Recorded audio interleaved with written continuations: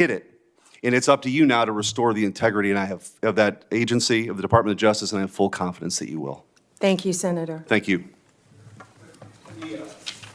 Thank you, Mr. Chair. Before I begin, I just want to remind us all for the record that the 34 convictions, not indictments, convictions of former President, incoming President Trump were by a jury of his peers.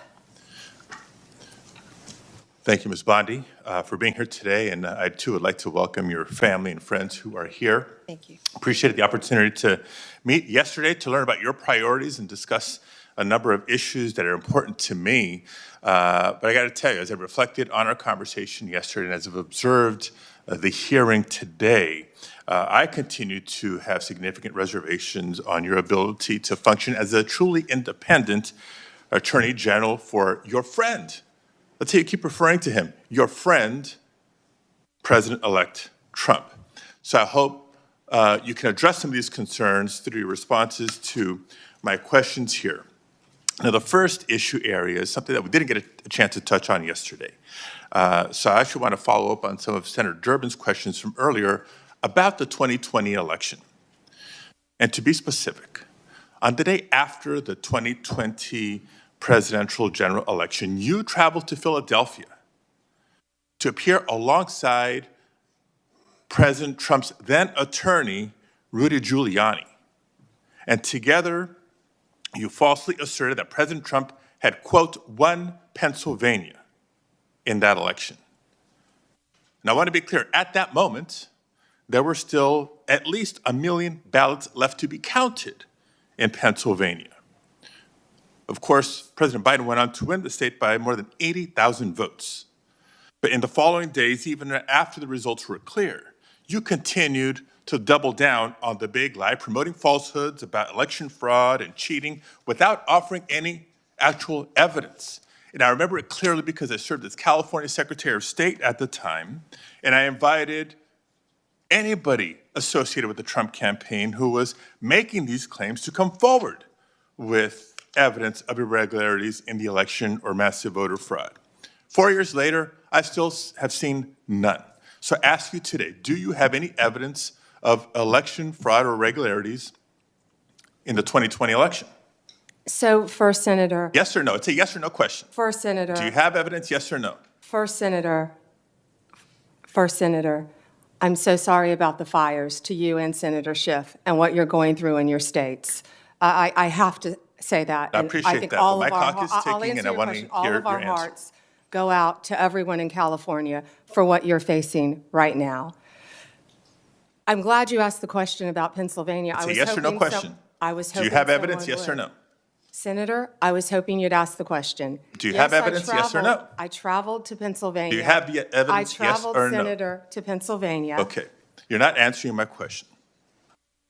If you have no evidence to offer, let me ask you this. Will you now retract your previous statements that Trump won Pennsylvania in the 2020 election, yes or no? Oh, Senator, I traveled to Pennsylvania, and let me tell you what I saw firsthand. Yes or no? I didn't talk about California because I was not in California. I talked about... Yes or no? Last time I'm going to ask. I talked about Pennsylvania because Mr. I Chair, was there. I'm going to move on because she's clearly not answering my questions. And I want to know, colleagues, for everybody, members of the committee and everybody watching, that the attorney who stood beside, Mr. Giuliani, was making very similar statements. And he has since been disbarred from multiple jurisdictions for making these false claims about the 2020 election in court. And like Mr. Giuliani, as you've noted today, you've taken an oath to uphold the Constitution just as an attorney. And now you're asking us to consider you to serve as the chief law enforcement officer in our country?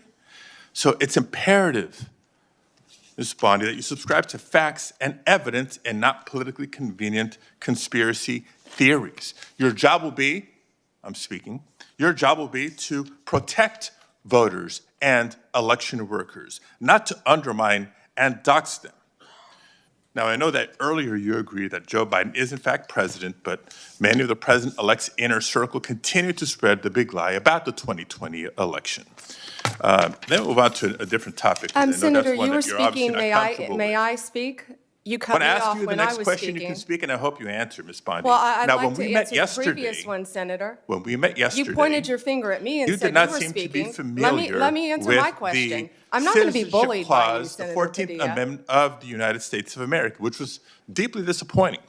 I guess you And I'm didn't want to hoping you're hear more my familiar answer with it about today Pennsylvania. after I gave an opportunity to study overnight. So can you tell me and this committee what the Citizenship Clause of the 14th Amendment says? Senator, I'm here to answer your questions. I'm not here to do your homework and study for you. If I am confirmed No, as you're Attorney the one General. asking for a confirmation Hey, vote, you ma'am. cut me off. Can I please finish? What does the 14th Amendment say? Senator, the 14th Amendment, we all know, addresses birthright citizenship. I've been a state prosecutor. I've been a state AG. I look forward to, even given your remarks today, working with you and the people of California if I am confirmed as the 87th Attorney General of the United States of America. I didn't take your homework assignment. I'm sorry. I was preparing for Okay. today. So on the 14th Amendment, now you've testified repeatedly to this committee that you will uphold the laws of this country and defend the Constitution of the United States.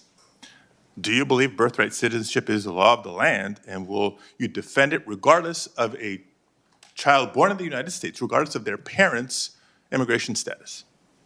Senator, I will study birthright citizenship. I would love to meet with you regarding Ma'am, you're birthright asking us to citizenship. Can I continue answer to the serve as the question? Attorney General of the United States, and you still need to study the 14th Amendment of the Constitution? That is not helping me have more confidence in your ability to do this job. One other immigration-related question, I'll steer clear of the I have Constitution one and the law. regarding that I'd like to Senator talk about. Hirona asked you earlier, but I don't think you answered her question. Can you please tell us, do you agree with the statement that immigrants are, quote, poisoning the blood of our country, yes or no? I did not say that. I did not say that you said that. I'm asking if you agree with it, yes or no? I did not say that. Do you agree with it, yes or no? Senator, my great-grandparents are immigrants. Do you agree with it, They yes or no? came here from Sicily Do you agree through with it, Ellis yes or Island no? when they were teenagers. Do you agree with it, yes or no? Senator, let me answer the question. Yes or no? It's My real simple. great-grandparents came here, immigrated to this country from Sicily, recently went and found each of their birth certificates. We are a nation made